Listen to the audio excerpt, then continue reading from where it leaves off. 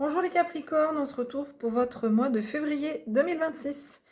On va regarder donc le sentimental, les activités et un tirage général pour finir. On complétera avec des oracles. Allez, vie sentimentale Capricorne, février 2026, semaine 1. On y va, c'est parti.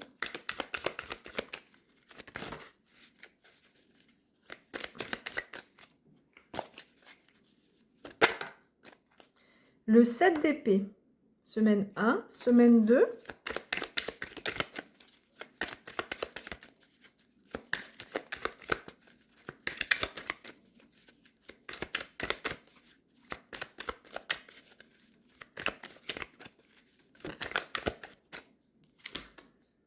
Le 2 de coupe, semaine 3. Le 2 de coupe, c'est la carte de la vie sentimentale. Alors, du rapprochement. Le 9 de coupe et semaine 4. Alors, si je me trompe dans les semaines, vous vous inquiétez pas. Parce que au niveau du monde spirituel, il n'y a pas de barrière comme nous, semaine 1, 2, 3, 4. Je sais que des fois, je vais dire semaine 3 pour la semaine 4. Voilà, mais il ne faut pas vous inquiéter.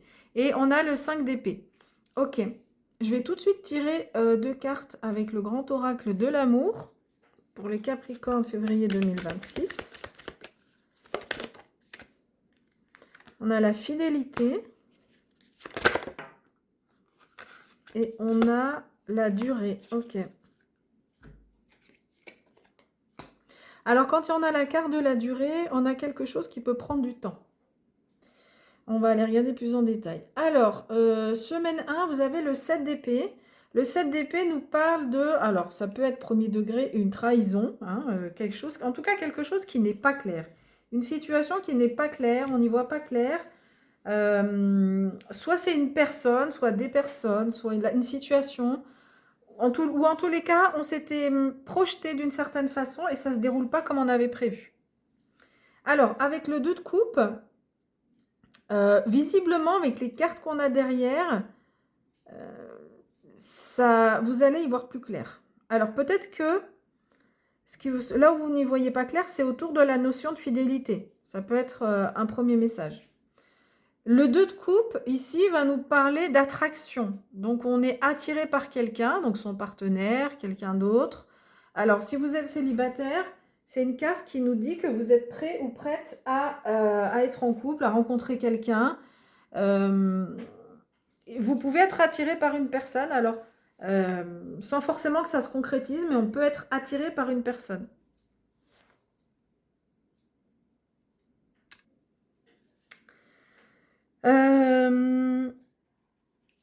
Ça peut être... le 2, c'est la carte aussi qui peut nous parler d'équilibre. Hein. Les deux, on est toujours en jongle un peu entre deux énergies, comme ça, comme les balances d'un plateau. Et là, on trouve un équilibre émotionnel aussi. Ça peut être ça le message. Avec le 9 de coupe, là, on se fait plaisir. Alors, soit c'est avec votre partenaire. Et en fait, soit vous allez... Il y a quelque chose qui n'est pas clair, vous allez faire la lumière là-dessus. Et vous allez pouvoir vous retrouver et vous faire plaisir par la suite, si vous êtes en couple. Si vous êtes célibataire, ça peut être donc, on rencontre quelqu'un, on est attiré par quelqu'un et on va décider d'y aller et de se faire plaisir. Pardon. Et si on est célibataire, eh ben on se dit, ok, c'est pas grave, j'ai mon équilibre émotionnel, j'arrive à m'équilibrer. Et bah, si j'ai pas de partenaire, je fais des activités qui me font plaisir et on voit que visiblement, au milieu du mois, le fait d'être célibataire ne vous pèse pas parce que vous allez aller vers des activités pour vous faire du bien. Avec le 5 d'épée ici, alors là, on nous parle peut-être de conflits ou d'éviter les conflits ou... voilà, peut-être la fin de conflit, mais ce qu'on vous dit surtout, c'est...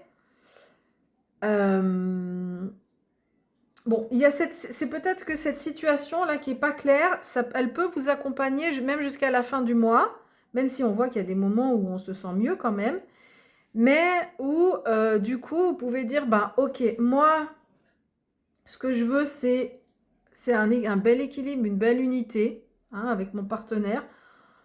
Et ben, si je la trouve pas, même si vous êtes en couple, je vais me faire plaisir Et du coup, ça peut, alors, créer soit des conflits avec votre partenaire, parce que vous allez plus vous tourner vers vous, soit ça peut être aussi des conflits intérieurs. On se pose des questions. Donc en fait, voilà, cette situation de départ, soit elle s'éclaircit et du coup, ça met fin à des conflits intérieurs, soit elle ressurgit vers la fin du mois. Désolé, mais on a un peu les deux interprétations possibles. Et ce truc pas clair, c'est visiblement en lien avec la fidélité. Et là, on a la carte de la durée qui nous dit que ça va prendre un peu du temps. C'est pour ça aussi qu'on a le 5 d'épée qui nous dit que peut-être on se reprend la tête, on se repose des questions, parce qu'il va falloir du temps pour aplanir la situation, pour tranquilliser la situation. Et donc, si vous êtes célibataire, cette notion de fidélité, visiblement, est travaillée sur le mois de février. Et c'est quelque chose, peut-être que c'est quelque chose que vous avez, sur lequel vous posez des questions, que ce soit que vous ayez subi de l'infidélité ou que vous ayez été attiré par quelqu'un d'autre. Et du coup, on vous dit là que travailler sur cette notion, ça va prendre du temps. Ça va prendre du temps, ce sera visiblement pas réglé sur le mois de février. Ok. Allez, on va regarder vos activités. C'est la vie pro. Ce sont les activités, toutes les activités en dehors du foyer, en dehors de la maison. Donc la vie pro, le sport, la vie associative, etc. Allez, on y va. Semaine 1.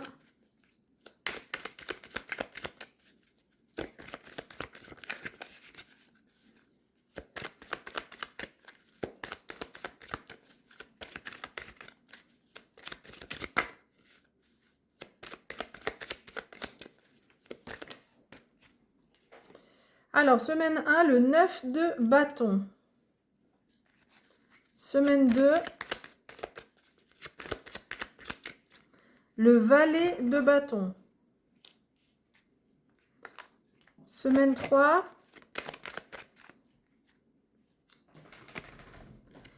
alors, semaine 3, hop là, le 2 de coupe. Ah, on retrouve le 2 de coupe. Et semaine 4,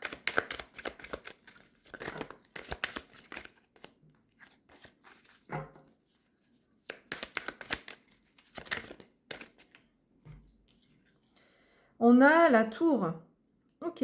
Alors, 2 de coupe. Quand on retrouve une carte dans 2 domaines, c'est possible qu'il y ait une corrélation entre le sentimental et le professionnel. Alors, soit on a un lien avec... soit on rencontre quelqu'un dans la vie, dans le travail, et du coup on tombe amoureux de quelqu'un sur son lieu de travail, soit on travaille avec son partenaire, soit les décisions d'un côté impactent l'autre côté. Ça peut être ça aussi. Après, c'est pas forcément qu'il y a un lien, mais ça peut. Alors, semaine 1, 9 d'épée, il va falloir un petit peu...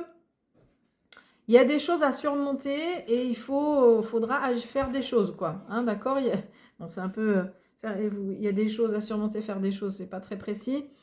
Mais on voit que, voilà, elle a essayé une fois, 2 fois, 3 fois, ça n'a pas forcément marché. Donc, ok, il va falloir un petit peu persévérer.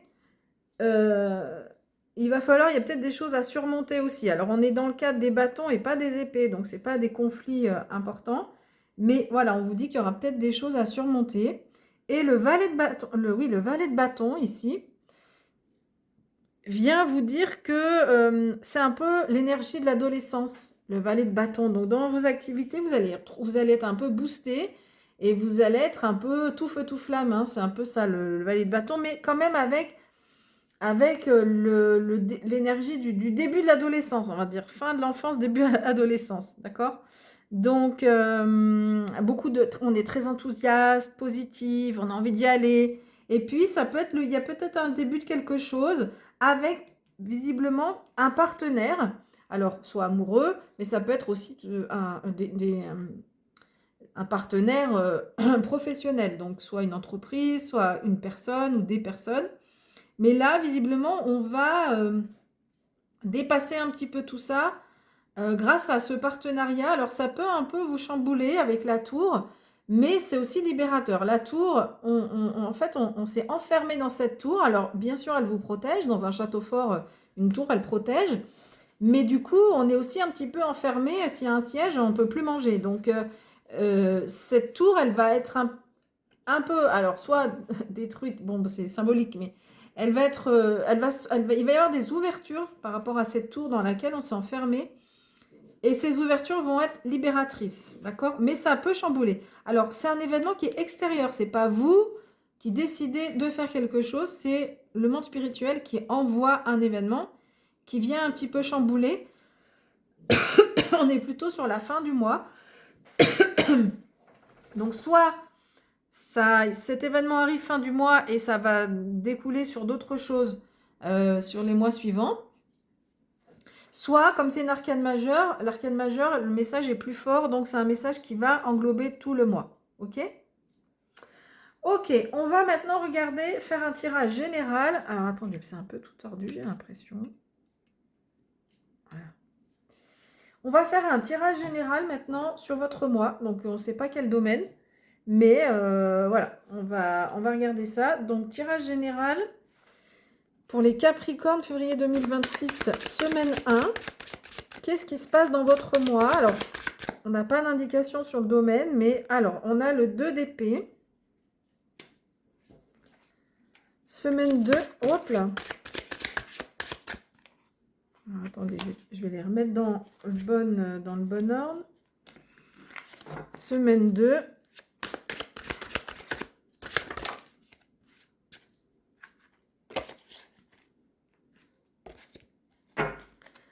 Semaine 2, février 2026.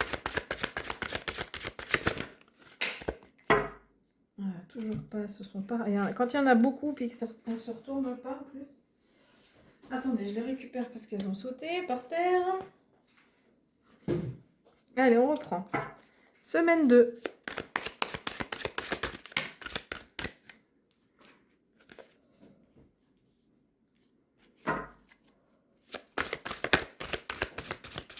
Allez, on va y arriver. Ça saute dans tous les sens, mais elle se retourne. Mais c'est pas... Ah, elle s'est retournée. Semaine 3, semaine 2, on a les amoureux. Un couple de perruches.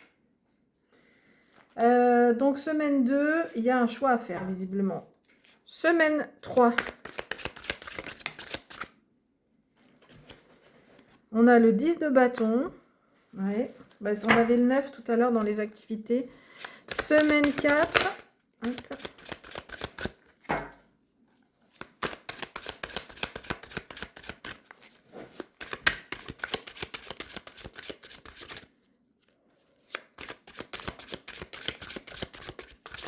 Si vous entendez un peu de bruit, c'est mon chien. Alors, semaine 4.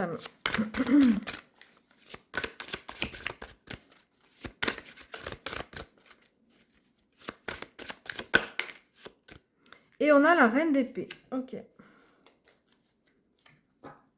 Je sais pas pourquoi ils ont choisi cet animal pour la reine d'épée, le dindon. Mais bref. Donc, semaine 1, le 2 d'épée, on est face à un dilemme. Le 2 d'épée, on hésite entre deux options. Semaine 1, c'est... on vous dit qu'il n'y a pas beaucoup d'action dans le mois. Hein, donc, c'est pas... la première semaine, ce ne sera pas s'il y a des décisions à prendre, on ne les prend pas visiblement début de la semaine. Ok. Ensuite, les amoureux, donc arcane majeur, donc ça va être un peu votre mois en général. Il y a un choix à faire ce mois-ci. Est-ce que c'est dans la vie sentimentale? Est-ce que c'est dans la vie pro? Mais je dirais plutôt là, moi. Mais, ou peut-être un autre domaine. Mais les amoureux nous disent qu'il y a un choix à faire. D'accord? Est-ce que il va falloir trancher? Alors, au début du mois, on a un peu du mal. Ah oui, mais regardez, ouais, c'est limpide là le jeu. Au début du mois, dilemme, on ne sait pas trop. On vous dit, ouais, il va falloir trancher. Puis fin du mois, regardez cette reine. Bam, elle va trancher. Hein. Elle va y arriver. Ok, on va revenir là-dessus. Donc semaine 3, le 10 de bâton nous parle de fardeau. On avait le 9 tout à l'heure. Ouais, bon, bah, le 9, début du mois, dans les activités, il faut surmonter un peu des choses. Voilà, il faut un peu se contrôler. 10 de bâton, ouais, mais bon, on en a marre, quoi. On en a marre. Et en fait, ce dilemme-là, il y a quelque chose ça vous pèse, quoi. Voilà, le fait de ne pas réussir à choisir, ça vous pèse et vous savez pas trop quoi faire. Et bon, on voit que avec la fin des conflits, là, on a dit la tour qui arrive, et puis avec la reine d'épée, vous allez reprendre votre pouvoir, reprendre vos capacités de décision. La reine d'épée, elle a un côté un peu froid, mais du coup, mais en même temps, pour prendre ces décisions, c'est pas des décisions qui sont prises à la légère sur un coup de tête. Elle réfléchit, elle peut s'appuyer sur son expérience. Et du coup, elle trouve des solutions. Donc, vous allez vraiment réussir. Et s'il y a de l'adversité, ici, vous allez très bien le gérer. Donc, voilà, s'il y a des conflits, même si c'est des conflits intérieurs, vous allez dépasser tout ça, peser le pour et le contre. Vous savez, des fois, on fait la petite liste.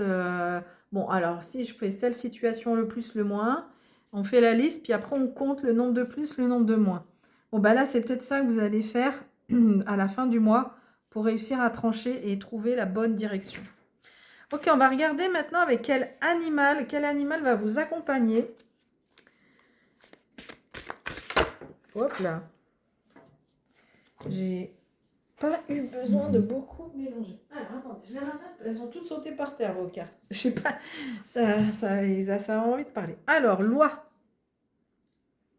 On nous parle de connaissances intérieures. Je vous montre la carte si vous parlez anglais. Et puis sinon, je traduis. Donc, on vous dit que vous êtes un voyageur courageux. Ok, donc il y a une notion de courage qui est avec vous. Donc, vous recevez cette énergie-là sur février. Donc, s'il y a besoin de bouger, de se déplacer, etc., on vous le fait avec beaucoup de courage. On vous dit que votre âme, elle connaît le chemin. On vous dit que de ne pas vous inquiéter, vous allez arriver à destination. Vous avez des amis loyaux sur lesquels vous pouvez compter, qui sont avec vous. Et on vous dit de ne pas vous inquiéter, vous êtes bénis et laissez votre âme. Non, laissez-vous porter en fait. Laissez-vous voler, laissez-vous porter, laissez-les.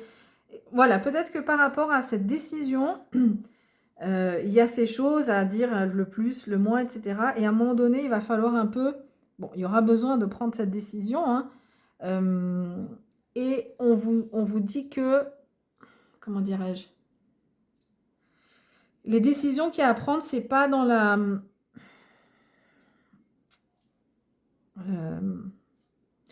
C'est le faire avec un peu de légèreté.